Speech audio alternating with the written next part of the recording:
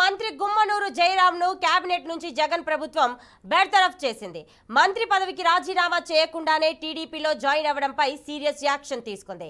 ఇవాళ మంగళగిరిలో జరిగిన టీడీపీ జనసేన జయహో బీసీ సభ వేదికగా టీడీపీలో జాయిన్ అయ్యారు గుమ్మనూరు జయరాం. అసెంబ్లీకి కాకుండా పార్లమెంటుకు పోటీలో దింపడంపై జయరాం కొన్నాళ్లుగా వైసీపీపై అసంతృప్తిగా ఉన్నారు. ఈ క్రమంలోనే టీడీపీలో జాయిన్ అయ్యారు.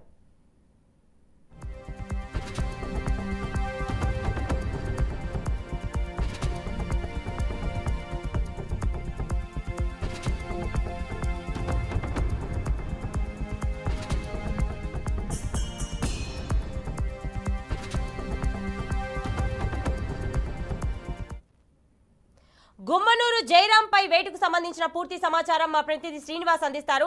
శ్రీనివాస్, చెప్పండి.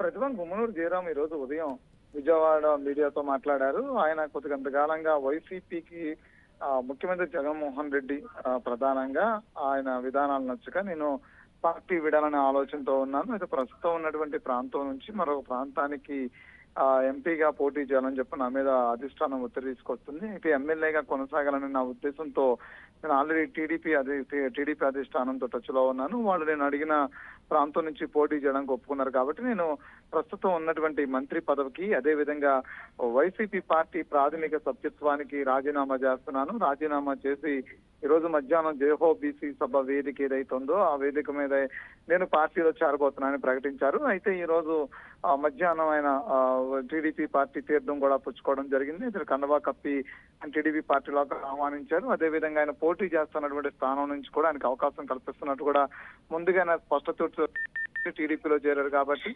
ఆయన టీడీపీకి సంబంధించి అంటే ఆయన టీడీపీ పార్టీలో ఇంకా కొనసాగుతారు. అయితే టీడీపీ ఉన్నటువంటి మంత్రి పదవికి అదే విధంగా ఆయన ప్రస్తుత పార్టీ వైఎస్ఆర్సీపీ పార్టీ సభ్యత్వానికి కూడా రాజీనామా చేశారు. కాబట్టి దాని మీద ముఖ్యమంత్రి జగన్మోహన్ రెడ్డి ఆయన మీద కేబినెట్ నుంచి ఆయన బర్తరఫ్ చేయడం జరిగింది. అయితే ప్రస్తుత రాజకీయాల్లో ఆయన విధానాల్ని ఆయన ప్రస్తుత రాజకీయ విధానాలు ఏవైతున్నాయో ముఖ్యమంత్రి జగన్మోహన్ రెడ్డి తీసుకున్న విధానాలు ఏవైతున్నాయో వాటిని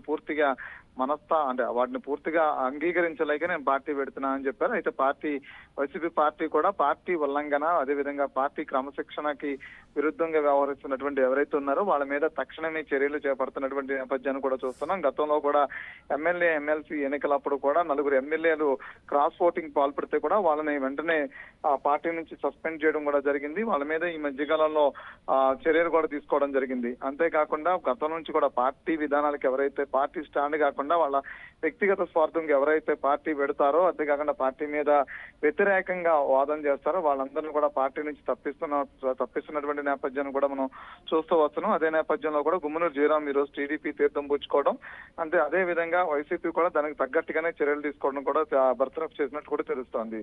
ప్రతిభ. Right Srinivas, thanks for the details.